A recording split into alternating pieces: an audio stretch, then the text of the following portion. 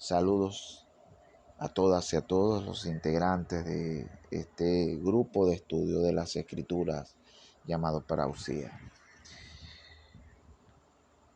Me es grato nuevamente estar de esta manera, pues, a través de estos audios que son parte central o van a ser parte central de la formación o de la información que se le va a dar a ustedes para ayudarlos pues dentro de algunas cosas que puedan ser útiles al entendimiento del contexto de las escrituras y eso es lo que tratamos o vamos a tratar de hacer, entender los contextos para poder entender por supuesto los textos en su raíz original. La semana pasada o en el audio pasado, mejor dicho, habíamos comenzado pues con el estudio de los gentiles y dando más que todo una pequeña introducción desde el punto de vista de la etimología de la palabra, que es importante, cuál es la raíz o cuáles son las raíces en sus idiomas originales de lo que luego se tradujo a nuestras Biblias modernas como gentiles. Entonces habíamos mencionado que la palabra en hebreo utilizada era goy, ¿verdad? Que significa pueblo, muchedumbre, nación, y su traducción en el idioma griego, ya que estamos hablando también de su uso en el Nuevo Testamento, es la palabra etnos. De ahí viene la palabra étnico, etnia, que también es pueblo, nación, igual que en su uso en hebreo. Luego esto pasó al latín con la palabra gentilis, que por supuesto no dista mucho del concepto original usado en los manuscritos bíblicos, que nación, pueblo, muchedumbre, etnia. Entonces, abrimos el estudio de los gentiles en su primera parte, hablando específicamente de eso. Ahora vamos a continuar con ese estudio de los gentiles. En esta segunda parte vamos a hablar de los antecedentes históricos. Es importante entender los antecedentes históricos. Es un contexto importante. A nosotros se nos había enseñado a entender la Biblia, pero de manera muy superficial, como casi una especie de colección de historietas, que es la historia de Moisés, la historia de David, la historia de Sansón, y así, simplemente, historias superficiales, y que realmente no contenían más allá que una intencionalidad moral o de alguna aplicación, alguna enseñanza, pero no necesariamente entender realmente el contexto histórico real y de lo que eran los pueblos ancestrales, esos pueblos antiguos, de los cuales también pertenecieron al pueblo hebreo. Entonces, parece mentira, pero es necesario. Si vamos a hablar de los gentiles, si vamos a hablar de esa palabra, es necesario remontarnos pues a un contexto histórico, y lo vamos a hacer desde precisamente al finalizar el reinado de Salomón y el comienzo pues de lo que fue un reino partido en dos luego de la muerte del rey Salomón. Entonces vamos a ver los antecedentes desde el año 920 a.C. y hasta el 597 a.C. El experimento con la opulencia y el poder de los grandes reinos orientales había terminado en desastre para Israel. El rey Salomón creó el gobierno central más rico y poderoso que jamás verían los hebreos, pero lo hizo a un costo increíblemente alto.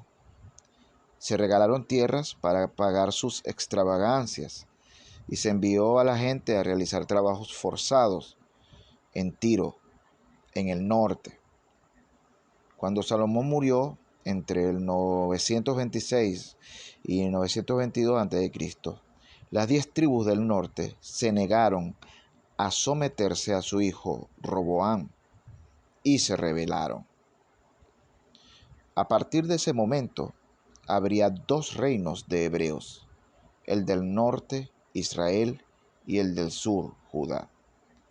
Los israelitas formaron su capital en la ciudad de Samaria, y los judíos mantuvieron su capital en Jerusalén. Estos reinos permanecieron como estados separados durante más de 200 años. La historia de ambos reinos es una letanía de reyes ineficaces, desobedientes y corruptos. Cuando los hebreos primero pidieron un rey en el libro de Jueces, se les dijo que solo Dios era su rey. Cuando se acercaron al profeta Samuel, les dijo que el deseo de un rey era un acto de desobediencia y que lo pagarían muy caro si establecían una monarquía. La historia contada en el libro hebreo de los reyes confirma la advertencia de Samuel. El imperio hebreo finalmente se derrumba. Moab se rebela con éxito contra Judá y Amón se separa con éxito de Israel. Un siglo después de la muerte de Salomón, los reinos de Israel y Judá quedaron como pequeños estados diminutos, no más grandes que Connecticut, en el mapa más grande del Medio Oriente. Como la historia demostró una y otra vez en la región, los pequeños estados nunca sobrevivieron por mucho tiempo. Ubicados directamente entre los reinos de Mesopotamia en el noreste y el poderoso Egipto en el suroeste. Los reinos hebreos eran de suma importancia comercial y militar para todas estas potencias en guerra. Ser pequeño era una responsabilidad.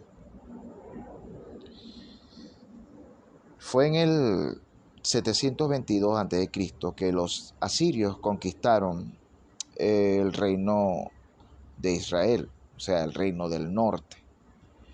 Los asirios fueron agresivos y efectivos.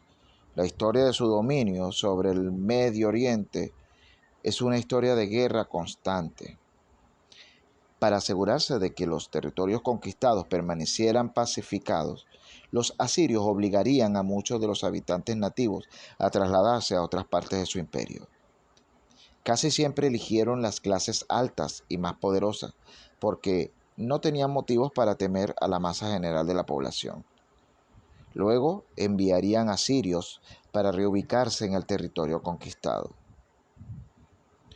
Cuando conquistaron Israel, obligaron a las 10 tribus a dispersarse por todo su imperio. A todos los efectos prácticos, podría considerar esto como una protodiáspora, o sea, diáspora es igual a dispersión, excepto que estos israelitas, entre comillas, desaparecen de la historia de forma permanente y se les llama, entre comillas, las 10 tribus perdidas de Israel. Y este término, atención, es importante más adelante en cuanto a este tema.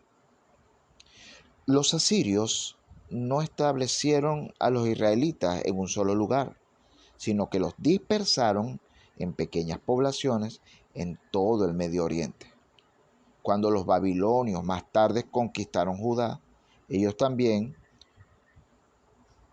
reubicaron una gran cantidad de la población. Sin embargo, trasladaron esa población a solo una ubicación, para que los judíos pudieran establecer una comunidad separada y aún conservar su religión e identidad. Los israelitas deportados por los asirios, sin embargo, no vivieron en comunidades separadas y pronto abandonarían prácticamente su religión con Yahvé o Jehová y sus nombres e identidades, inclusive hebreas, también se fueron difuminando. Sin embargo,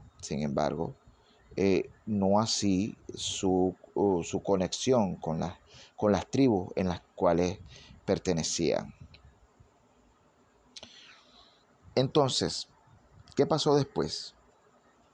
Ahí surge un grupo llamado los samaritanos, que viene siendo otra consecuencia de la invasión asiria de Israel, lo que involucró el asentamiento en Israel por parte de los asirios. Este grupo se asentó en la capital de Israel, Samaria, y se llevaron consigo dioses asirios y prácticas de culto. Pero la gente del Medio Oriente era, por encima de todo, muy supersticiosa.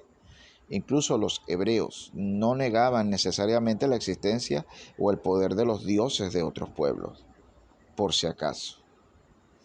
Los pueblos conquistadores temían constantemente que los dioses locales se vengaran de ellos. Por lo tanto, en poco tiempo, los asirios en Samaria estaban adorando a Yahweh, así como a sus propios dioses. Dentro de un par de siglos estarían adorando a Yahweh exclusivamente.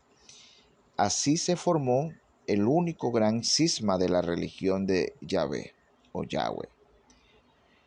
El cisma entre los judíos y los samaritanos.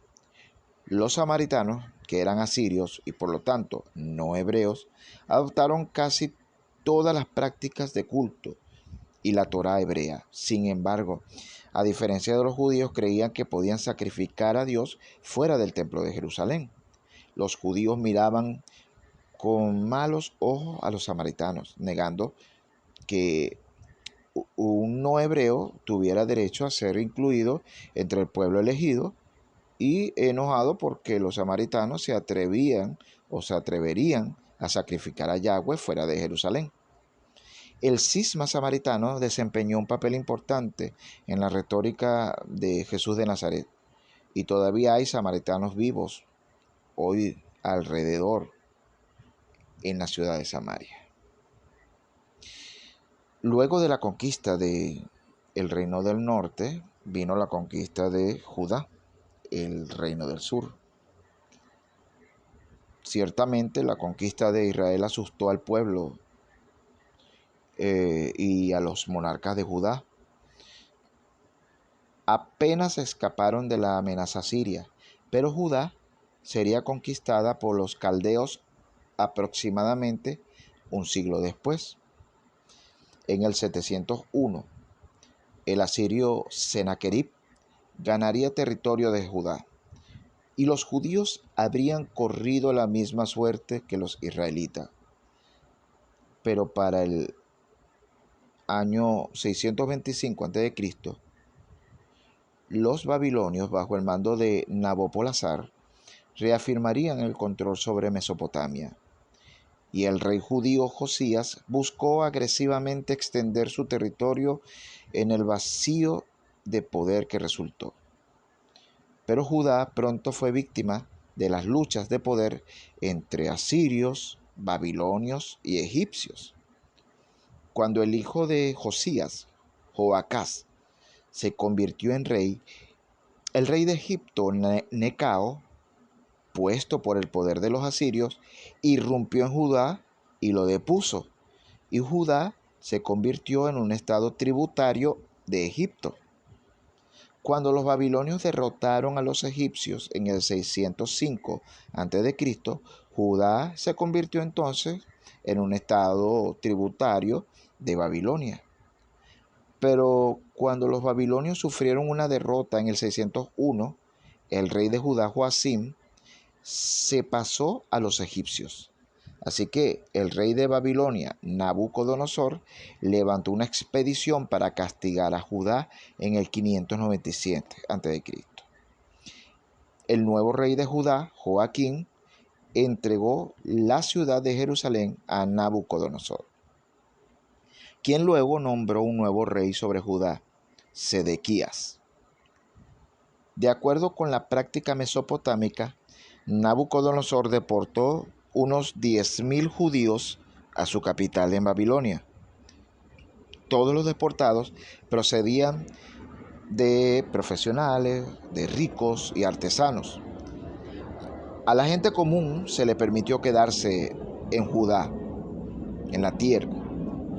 Esta deportación fue el comienzo del exilio. La historia debería haber terminado ahí. Sin embargo, Sedequías desertó de los babilonios una vez más. Nabucodonosor respondió con otra expedición en el 588 y conquistó Jerusalén en el 586. Nabucodonosor atrapó a Sedequías y lo obligó a presenciar el asesinato de sus hijos. Luego lo cegó y lo deportó a Babilonia. Nuevamente, Nabucodonosor deportó a los ciudadanos prominentes, pero el número fue mucho menor que en el año 597. En algún lugar entre el 832 estoy hablando de los números de deportados, que fueron entre 832 y 1577 personas. El reino hebreo, iniciado con tal promesa y gloria por David, ahora estaba llegando a su fin. Nunca volvería a aparecer, excepto por un breve tiempo en el siglo II a.C. Y para los judíos obligados a trasladarse, y los judíos que se quedaron para ganarse la vida en su otrora orgulloso reino, parecía que ninguna nación judía volvería a existir. También parecía como si el vínculo especial que Yahvé había prometido a los hebreos, el pacto que los hebreos ocuparían en lugar especial en la historia, había sido quebrantado y olvidado por su Dios. Este periodo de confusión y desesperación, una comunidad unida pero sin hogar en las calles de Babilonia, conforma uno de los periodos históricos más significativos de la historia judía, el exilio. El tema de la dispersión del pueblo hebreo en los años de las conquistas asirias y babilónicas es clave para ver un poco más el tratamiento de las palabras goy y etnos, traducidas como gentil. Y es que ya para el siglo I de nuestra era existían algunas distinciones que, sanguínea o no, estaban relacionadas con el pueblo de Israel o los hebreos.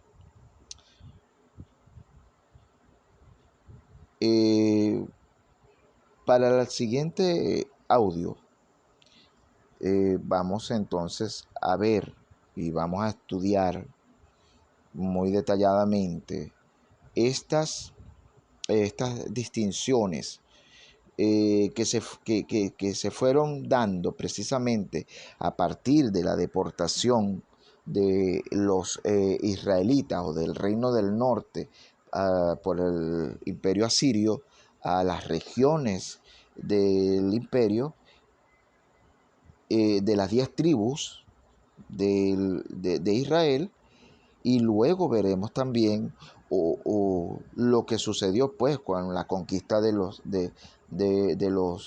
griegos, o sea, del imperio helénico, muchos años después, en el territorio de Judá.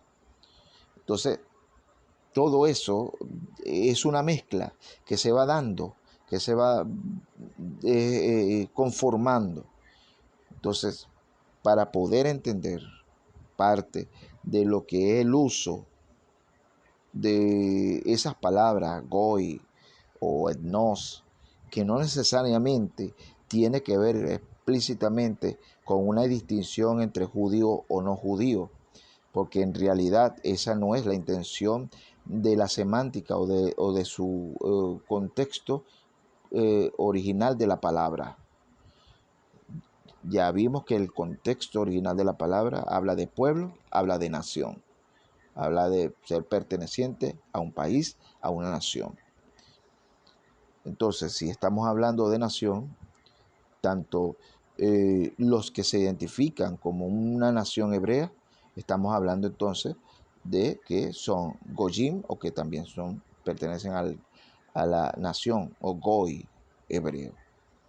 Así como cualquier otra cultura, cualquier otro país, cualquier otra nación, en un contexto también pertenecen a un Goy o son un Goy o son un pueblo, son una nación. Pero todo eso lo vamos a ir desglosando eh, en el próximo audio con respecto a estas mezclas que se fueron dando. Y vamos a seguir utilizando su contexto original con esas dos palabras, tanto Goy como etnos. De lo pronto, pues muchas gracias por estar aquí en este grupo, por escuchar estos audios, por apoyar este grupo que apenas comienza y también pues que sean estos estudios, estos audios de provecho para los estudios que usted personalmente o la investigación que usted personalmente está haciendo. Esto no es simplemente digamos, una exposición de tema. El propósito es que sea completo o en parte, le pueda ayudar a usted en sus estudios, en la investigación que está haciendo con las escrituras, en su contexto. Y también esto, por supuesto, va a ser contrastado con lo que se ha llamado la profecía bíblica. Muchas gracias y será entonces hasta el próximo audio con la tercera parte del estudio de los gentiles.